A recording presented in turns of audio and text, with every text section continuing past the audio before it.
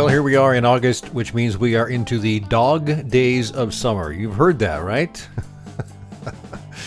Dog days of summer. Where's that come from? Well, I Googled it. Let me just share that to you. The phrase actually is a reference to the fact that the sun occupies the same part of the sky as Sirius, the brightest star visible from Earth and part of the constellation Canis Major, the greater dog.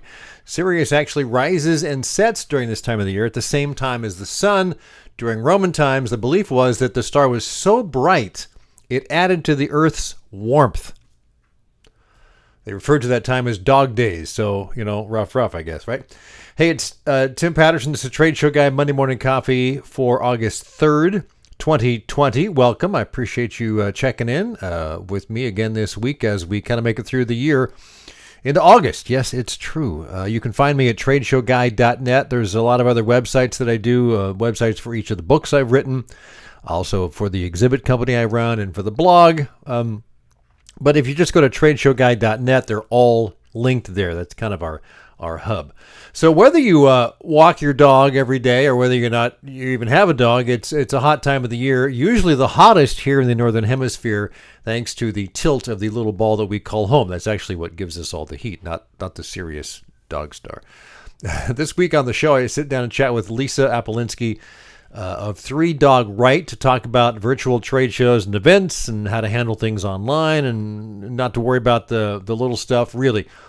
Dealing with the digital world when face-to-face meetings are not happening. So let me give you a proper introduction to Lisa. She's the CEO of 3 Dog Right Incorporated, a full-service digital consulting agency she founded in 2012. So she's coming up on 10 years soon. She works with businesses who want to accelerate revenue and take market share using digital means. As a speaker, she teaches business leaders how to affect sales growth with their digital content strategy. In the last 8 years, she's helped her clients create nearly $1 billion in revenue growth. Her first book, Weathering the Digital Storm, has been used by businesses around the world to fortify their digital growth strategies in unpredictable times. Because of her thought leadership on digital engagement, she's been dubbed America's digital content futurist. Great conversation. Here is how that went. I want to welcome Lisa Apolinski of 3 Dog Right to the Trade Show Guy Monday Morning Coffee. Lisa, it's been a while. How are you doing? Nice to see you. Nice to see you too. I'm doing very well. So 3 Dog Right, tell me, just kind of recap where that came from, how long that's been around, and what you've been doing. You're basically working on your own for a lot of different clients and corporations, doing writing and creating stuff. Is that right? Absolutely. So I started my company in 2012.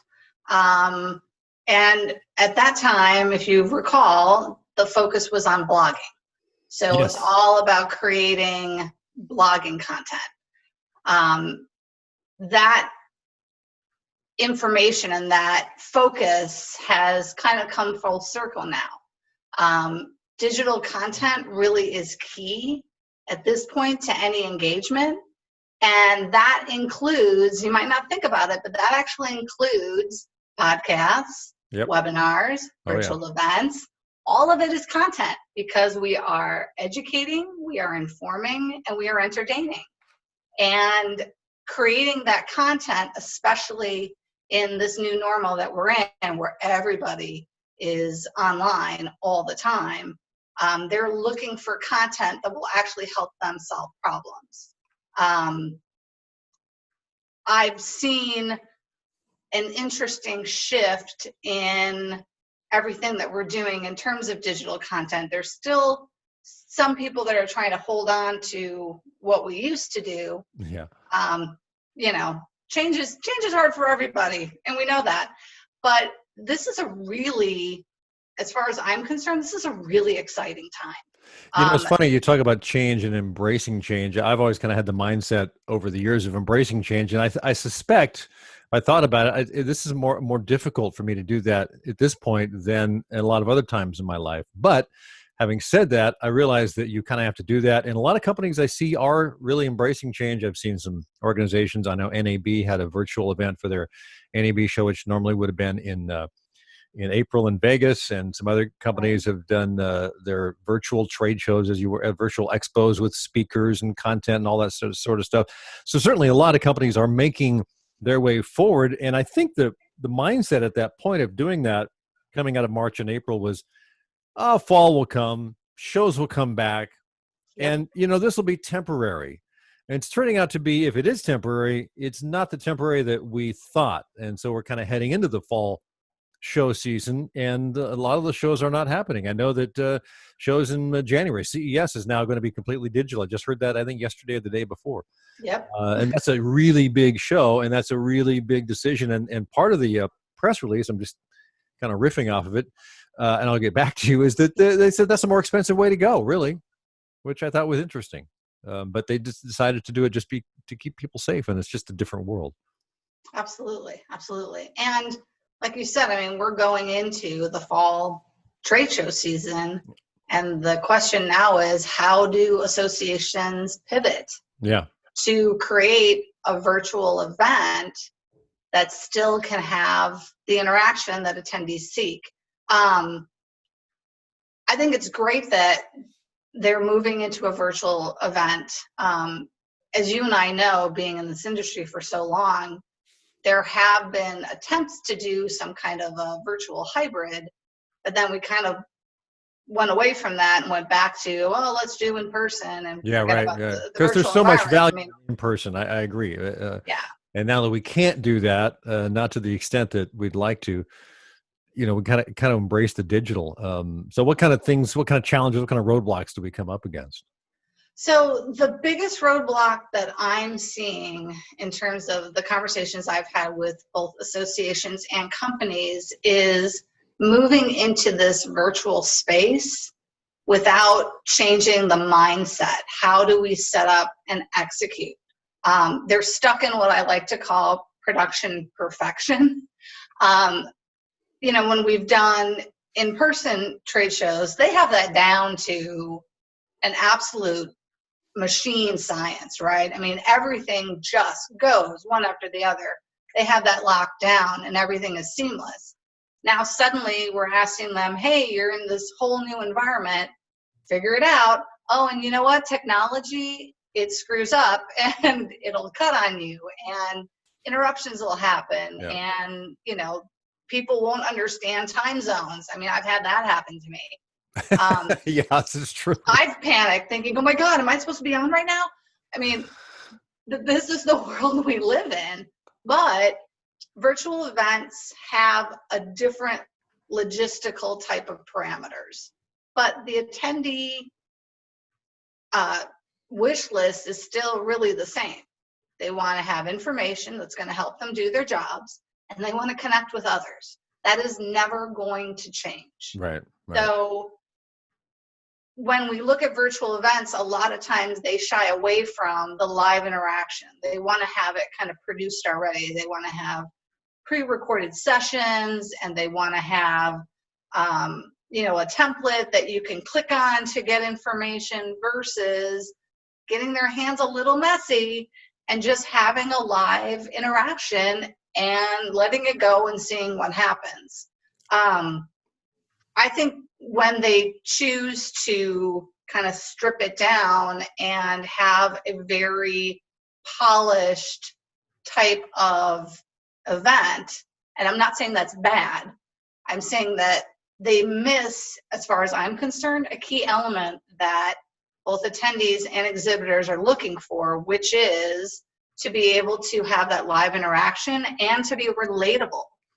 There has to be a relatability there. Right, the spontaneity that comes from live is not there on a canned thing. No, at least not to the not extent. at all. Yeah. And when we ask questions to exhibitors or to speakers, our first question is answered, and then two more pop up behind it, right? So it allows us to kind of delve a little deeper into what does this audience really need from me? What can I really provide to help them solve problems? And it's not me giving an infomercial and talking about how great my company is. It's about me providing them with hands-on information and education that they can use immediately as soon as they get off the virtual event. Yeah, I think the attendee perspective is interesting, because A lot of attendees, they're sitting there in their office or more likely at their home office, and so Mhm. there's obviously a lot of distractions, and a lot of people, especially with the way the whole media landscape has evolved in the last 10 years, to where you're consuming at your leisure, at your time, at your place. TV shows being the big thing, you don't have to sit there and watch and wait for your show, wait for friends to come on. Now you can pull it up anytime, anywhere. And so that kind of the mindset, that perspective of I should be able to pull this up anytime, anywhere. Why do I have to go online at this particular time? Oh, I got to schedule it. I can't do that. And Right. so I think the live aspect is important, but also that it's got to be archived so that people can be a part of it, even though they may not be able to submit questions if that's the critical thing that they're doing at that point. Wouldn't you? Absolutely. Yeah, absolutely. But if you had a segment within your virtual event, even if it's 30 minutes, 45 minutes, where it does have that live interaction, I think the number of people that would show up would be astronomical. Even though people are having Zoom fatigue at this point, I mean, I know I am, Yeah, right. but being able to connect with people and to kind of look up, right? I mean, we're asking them to stop producing and actually look up and go, hey, what's happening in this moment, and making sure that they're present in that moment. If you think back, the last time you and I did a webinar, if you remember this, it was like 3 or 4 years ago. Yes. Someone was ringing my doorbell in the middle of our webinar, and I was mortified. I was so mortified that happened. And now if it happens, nobody You cares. just go, oh Literally yeah, nobody the dog's cares. barking. The mailman's here. Yeah, my mom could walk in. Where's my That's wine? I part mean, of the landscape. it's absolutely part of the landscape. And again, it goes back to that idea of relatability. We're in a situation where there's so many things that are outside of our control, right? We can't control what's happening in the economy. We can't control what's happening with the pandemic. We feel like we can't control what's happening in politics. Yeah. There's so much that's outside of our purview of being able to hold on to it. Being able to really let go of an additional aspect of control, I think, is really opening a space that people can come into. It's that vulnerability. Yeah. I was going to say there's so many unknowns about that, because you're right. A lot of us are moving into spaces where, I'll give you an example. My family and I, every other week, we have a Zoom meeting, 3 brothers and my mom. And, I have one brother who's not tech savvy. It took him like 3 or 4 weeks to finally figure out how to log in on a regular basis. I got 2 brothers. No biggie, we can do that. And my mom, who's 92, we bought a new laptop for her about 6 Right. months ago, and I've had to, she lives about 35 miles away. I've been there a number of times to help her set it up and get the Zoom in there and that stuff. And now, after like the 7th or 8th time we've done that, you see her pop up, you see connecting to audio. She knows how to do it. But that's like 3 things she knows how to do on the computer. But it does take some time to adjust to all of that stuff, even if it's as simple as that. Now, when you get into all the other stuff about putting them on from the other end, Right. putting the audio out there, making sure the feed is on all the cameras. No, I mean, you can get very, very complex. And I've seen some webinars and some events that go into that in depth, but there's a lot of unknown there. And so I think you're right. You kind of have to just embrace that, as we move into the fall season. And so that's just you a have big to embrace challenge. the chaos. I mean, exactly. That's life. Life is messy and crappy. And, stop apologizing for it.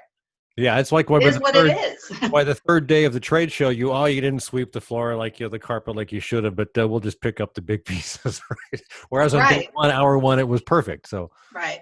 Yeah. Sometimes what we focus on as important in details has nothing to do with the other person. It's nothing to do with our audience.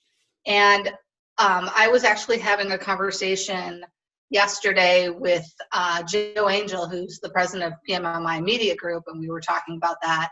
And he was like, a lot of speakers sometimes want to hold their information close to their chest.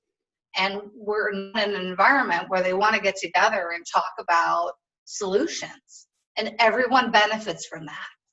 Everyone.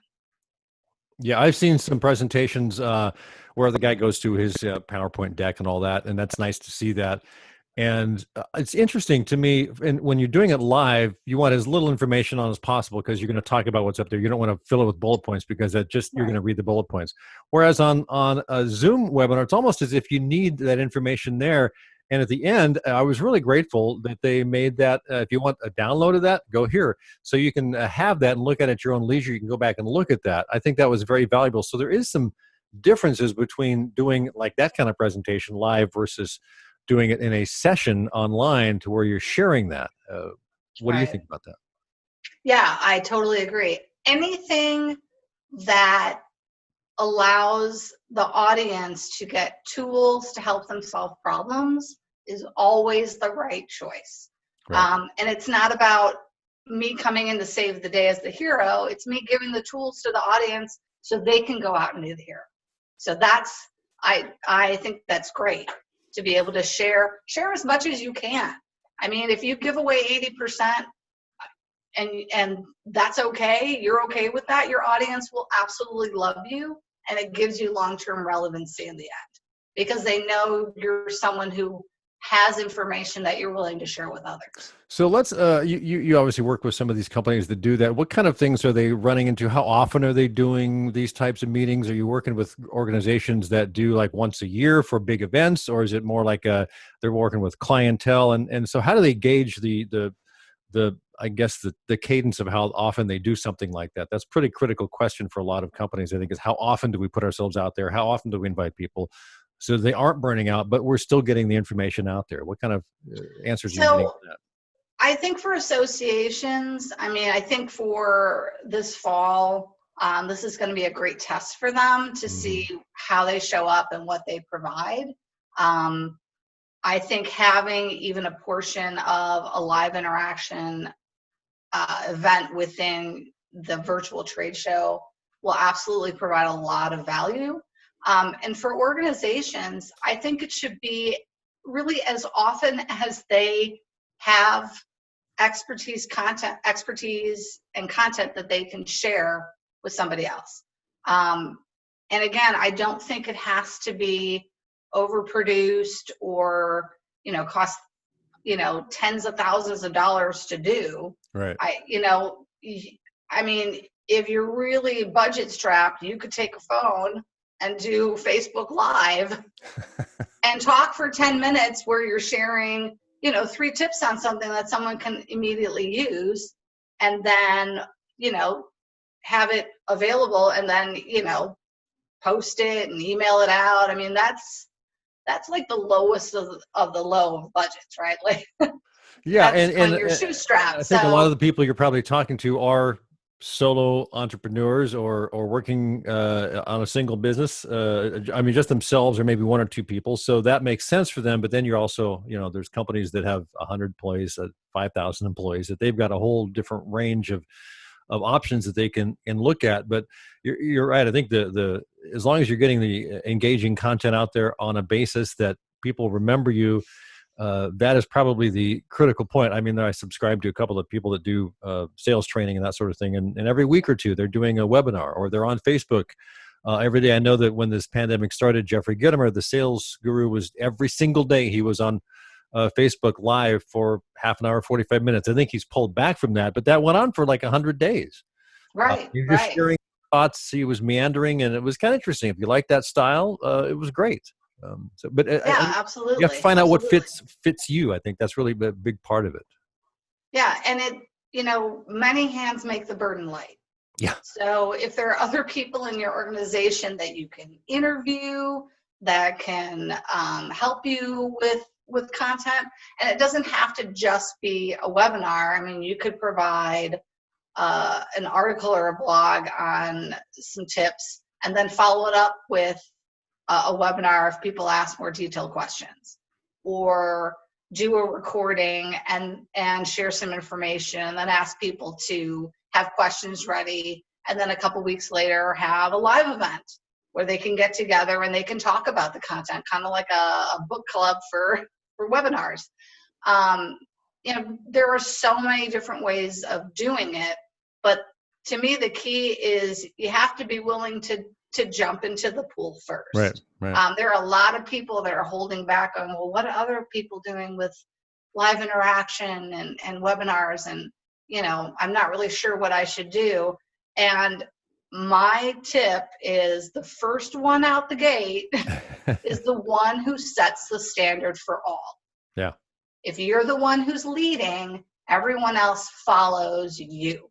So if you create content and a live interaction that works for your company and your audience, everyone else is going to try to play catch up.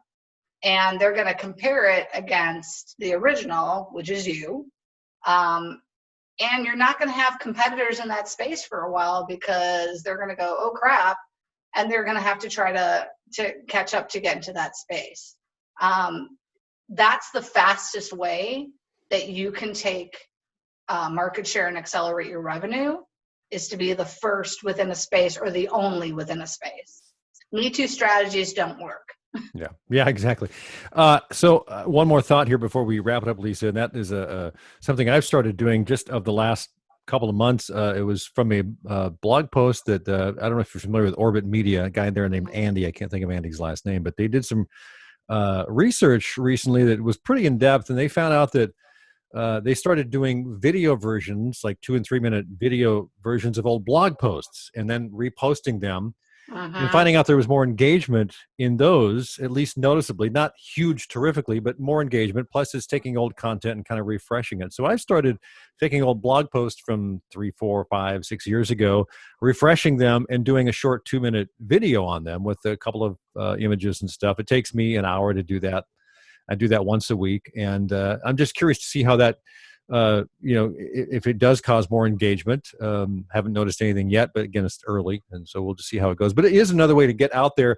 And I think it also, there's a low barrier to doing that, because a webinar, you've got to invite people, you've got to schedule it, you've got to get a lot more going on there. And this is just kind of a shorter way to put out content that you hope is valuable to some people. I'm just curious if that has resonates with you, if you've seen that before. Absolutely. If there's any way you can repurpose content you have, I think that's key. People take content and absorb it in different ways, right? Some people like to read a blog. Some people want to watch a 2 minute video. Someone wants an infographic. Right. Someone wants an in-depth white paper. Someone wants a webinar. There's so many different ways. I think a big key to when you are creating content, people do like to smaller bites. It's, and I think this is a Japanese saying, it's easier to take many small steps in the right direction than one giant leap with the possibility of falling back. Right. So, and I love that. I'm like, absolutely. Yes. And we it's can all a lot take less one scary step, for you, right? I mean, if you're not sure and you do something small, you gain a little confidence, and then you can do the next and the next and the next. And it also allows you to test different types of content, what works, what doesn't, without a huge investment. And your audience will start to tell you if you have that availability of comments and having people give you feedback, which way they want to go with your content. And when you do the live interactions and you pepper those in, you get immediate feedback from your audience about what they like and what they don't. Yeah, and you learn about their needs and their issues in a very different way. Agreed. There's value to all sorts. Every type of content you put out there, I think there's some value to it, and there's some trade-off as well. Lisa Apolinski of Three Dog Right. I really appreciate you spending some time on the morning broadcast here, podcast. Where's a great way to connect with you online?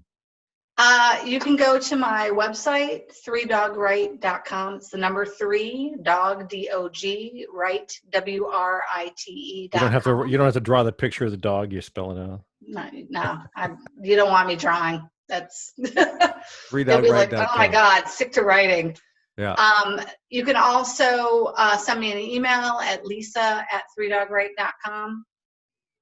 And if you have a question, I love to talk about this stuff. I think, yes, there's you live so it. much I can tell. we can do. Yep. Yeah. And I'm all for, having a conversation. So. Well, cool. I appreciate you spending time on this conversation. Thanks again. Appreciate it. Thank you. Thanks again to Lisa Apolinski of Three Dog Right Incorporated for agreeing to sit down and have a nice chat about digital worlds and engagement and all that sort of stuff in a trade show event and conference world, which is different than we expected it to be. You can find links to her website on the show notes at TradeshowGuyBlog.com if you're not watching that right there now. This week's One Good Thing, it's a great work of fiction I'm reading. It's called Island Beneath the Sea by Chilean author Isabel Allende about the founding of Haiti. She's quite the writer. It's quite the book. I'm about a third of the way through, and it's really, really good. Highly recommended. Island Beneath the Sea by Isabel Allende. Good stuff. That wraps it up for this week's Trade Show Guy Monday Morning Coffee. I do appreciate you hanging out and checking it out, whether it's like, on Monday, the 3rd of August, or whether it's a week or a month or 6 months later. I'm glad you ran across this online, because it's just going to exist there forever. TradeshowGuy.net's the place to find all the stuff we do here at Trade Show Guy Exhibits. Again, I'm Tim. Thanks a lot.